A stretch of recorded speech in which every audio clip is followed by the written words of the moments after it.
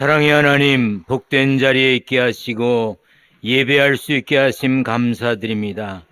영과 진리로 예배하기 원합니다. 하나님의 뜻을 깨닫게 하시고 말씀에 순종하며 살 결단을 하게 하여 주옵소서. 연약한 우리 속에 예수 그리스도의 영으로 가득 채워지기 원합니다. 성령 충만하기 원합니다. 언제 어디서나 부름받은 성도로 부끄럽지 않은 믿음의 삶을 살게 하여 주옵소서.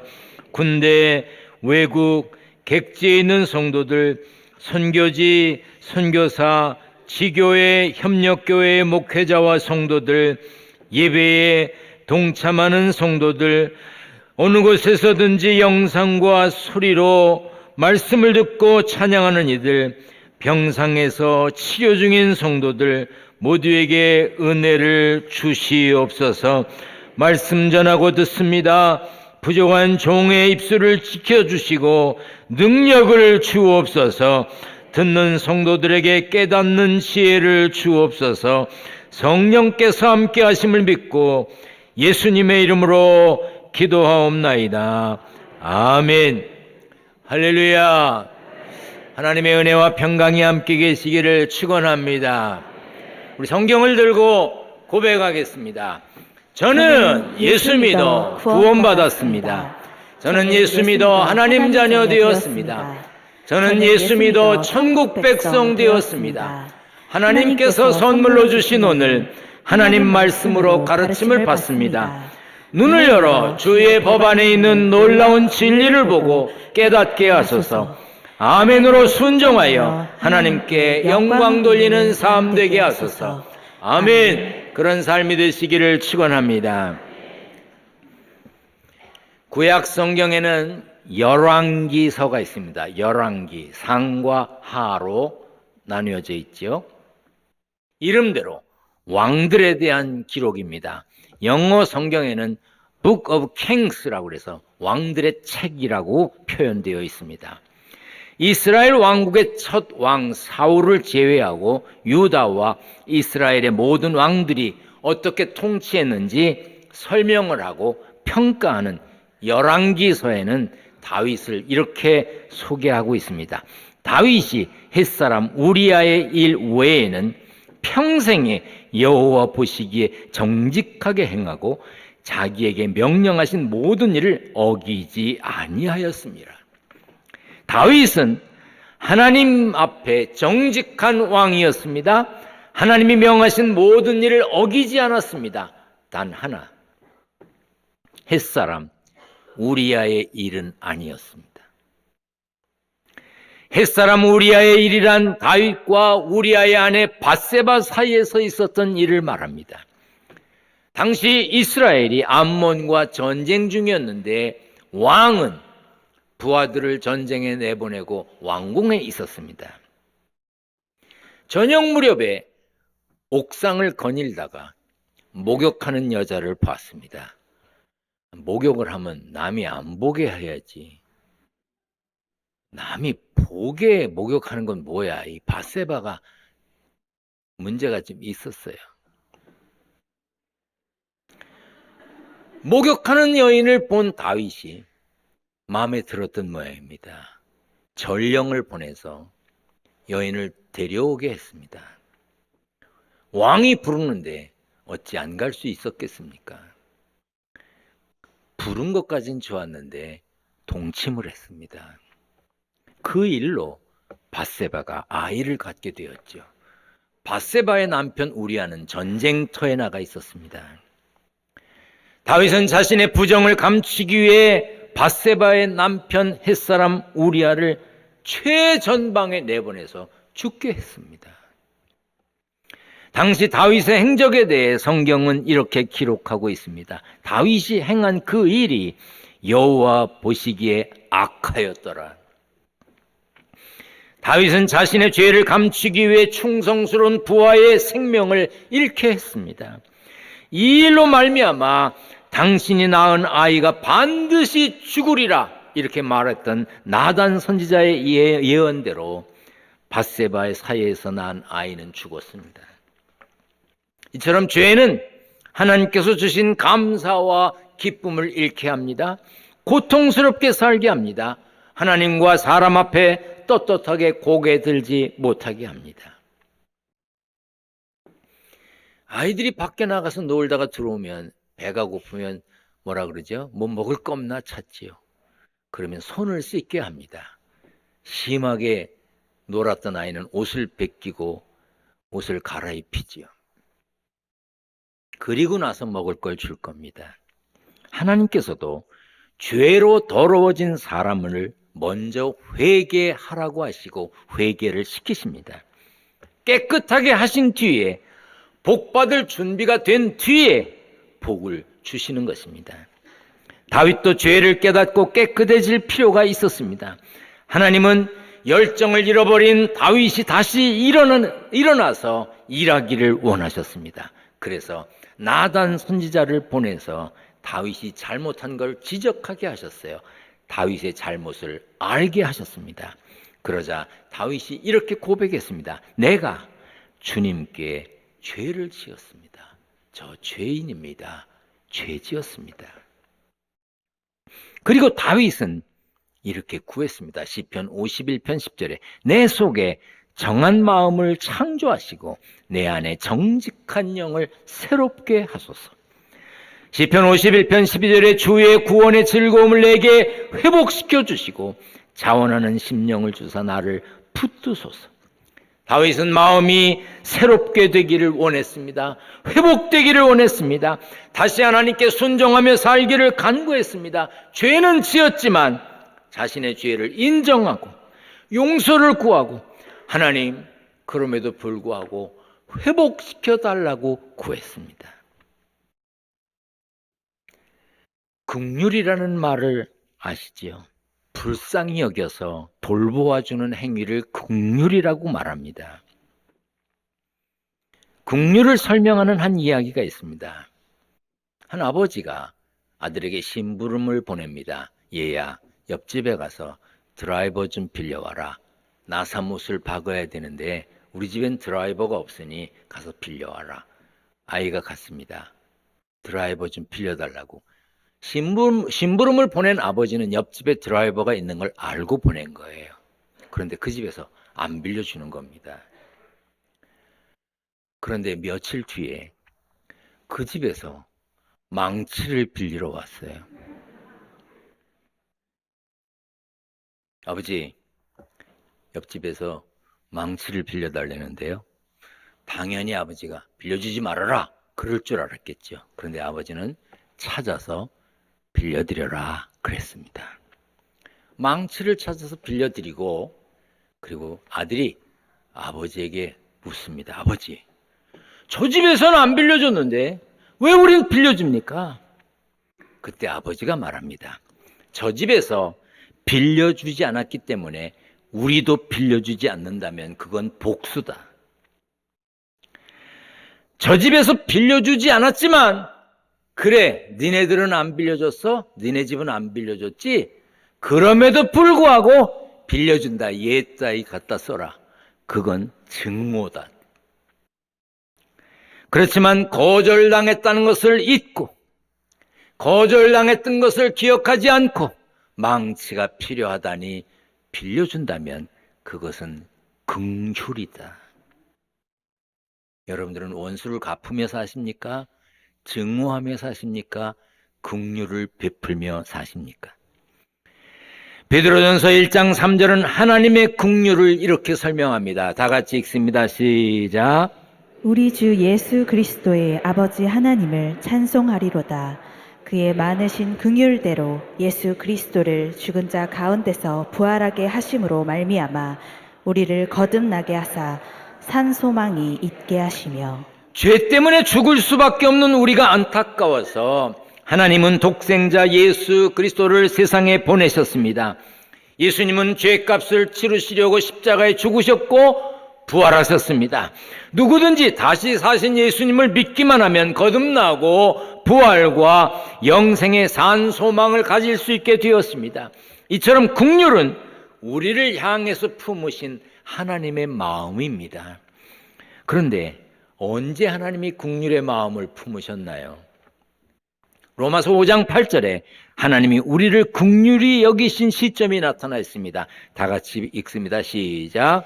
우리가 아직 죄인 되었을 때에 그리스도께서 우리를 위하여 죽으심으로 하나님께서 우리에 대한 자기의 사랑을 확증하셨느니라. 우리가 아직 죄인 되었을 때, 우리가 아직 죄를 고백하고 용서를 구하지도 않았을 때 하나님이 먼저 긍휼히 여기셨고 우리를 위한 용서의 계획, 구원의 계획을 세우셨습니다.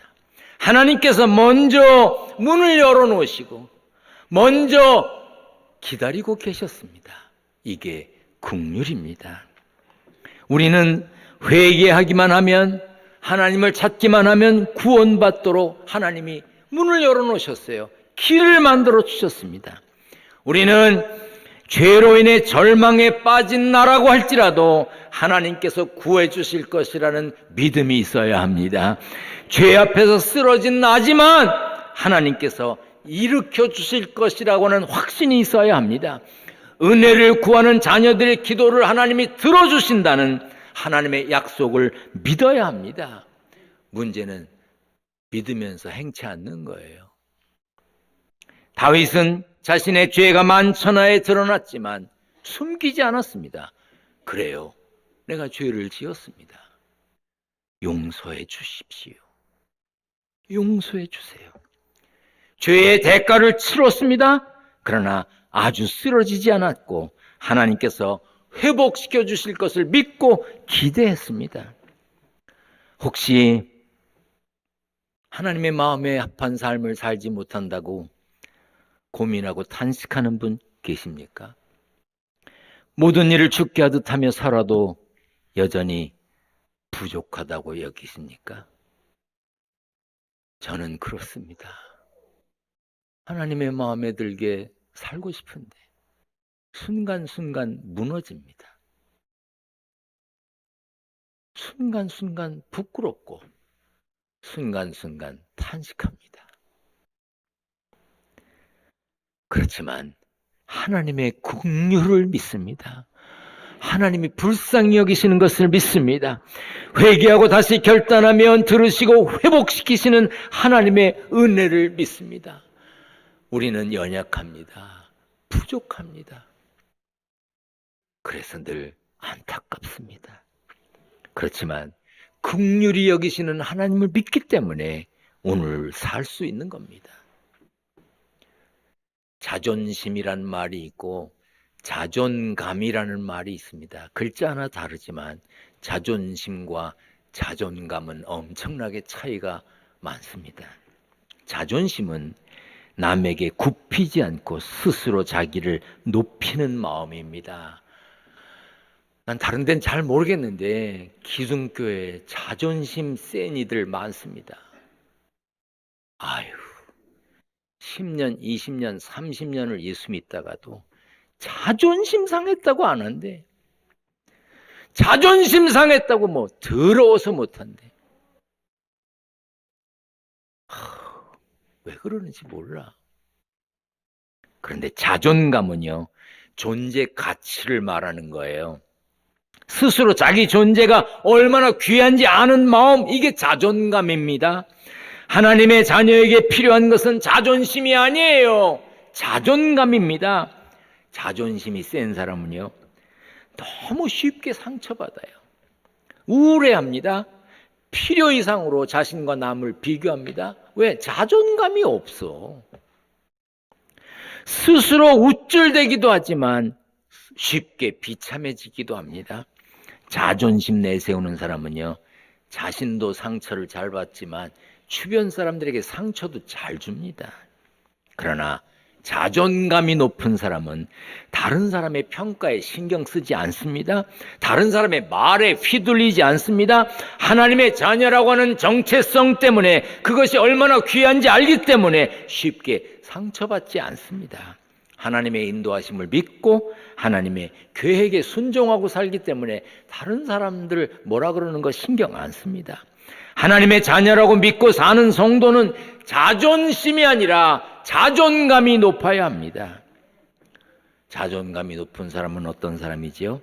내가 다른 사람에게 어떤 취급을 받느냐 관심 없습니다. 사회적 지위 때문에, 경제력 때문에, 그 밖에 어떤 이유로도 다른 사람과 나를 비교하거나 자기 스스로를 비하해서 난 왜 이렇게 비참해? 난 왜 이렇게 못 살아? 난 왜 이렇게 못생겼어?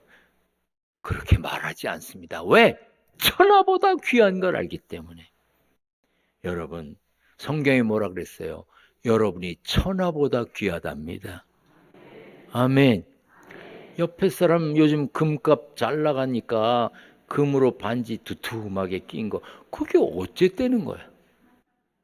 아니, 그까진 쇳덩어리에다가 돈 들인 거 뭐 어쨌다는 거야? 그거 신경 쓰지 말아요. 하나님의 자녀로 당당해야 합니다. 신체적인 조건이나 경제적인 문제, 사회적인 지위 때문에 비굴 할 필요가 없습니다. 요셉은 사랑받는 아들에서 형들의 미움을 받아 노예로 팔려갔습니다. 남의 나라에 가서 하인으로 살았습니다. 감옥에 갇혔습니다. 그러나 어떤 상황에서도, 어떤 사람 앞에서도 하나님과 사람 앞에 부끄러움 없이 살았습니다. 자존감이 강한 사람은요, 다른 사람을 대하는 태도가 다릅니다. 아니, 내가 뭐 별일 없는데 그 사람이 날 씹었다고 뭘 어때? 얼마 전에 여러분들이 모여서 식사하는 자리에 갔어요. 그런데 어떤 분이 저를 많이 씹었대. 여러분, 제가 씹어도 맛없어요. 그리고 날 봐. 여기 봐. 씹을 데가 어디 있어. 응? 그런데 날 씹었대. 내가 들었어요. 그리고 내가 들은 걸 그이도 알아. 그런데 참 이상하지. 밥 먹는데 이렇게 쭉 들어가서 왔는데 하필 그이가 내 앞에 앉았어. 내가 불편했을까요? 그이가 불편했을까요? 난 하나도 안 불편해. 그이는 내가 배가 아픈 거야. 내가 배가 아파서 날 씹었지. 나는 하나도 안 불편해. 그러니까 내 속으로 얼마나 불편할까 생각했어요. 예수님께서 그랬어요. 남에게 대접을 받고자 하는 대로 너희도 남을 대접하라 그랬어요. 존귀 여김을 받고 싶다면 다른 사람도 존귀 여길 줄 알아야 합니다. 그리고 무엇보다도 자기가 자기를 어떻게 대하느냐, 이거 중요합니다. 나는 천하보다 귀해. 여러분 가슴에 손을 얹고 합니다. 나는 천하보다 귀하다. 아니, 내가 천하보다 귀한데 누가 나한테 뭐라 그러는데 뭘 어때? 자존감이 있어야지. 하나님이 나를 구원하시기 위해 독생자 예수 그리스도를 세상에 보내셔서 십자가에서 죄값을 치르시고 그 죄값 치르신 것을 내가 믿기 때문에 내가 구원받았고 하나님의 자녀가 됐고 천국 백성 됐는데 얼마나 감사해요. 여러분 자존감을 가지고 사세요. 아멘. 그러나 그럼에도 불구하고 우린 연약하죠. 우리 얼마나 연약합니까? 조금 잘난 사람 보면 나보다 잘났네. 나보다 좀 잘하는 사람 보면 난 왜 저렇게 못할까? 우리는 자존감 가지고 산다고 말하지만 삶을 힘들게 살고 있습니다. 왜? 남과 비교하면서. 우리는 수시로 넘어집니다.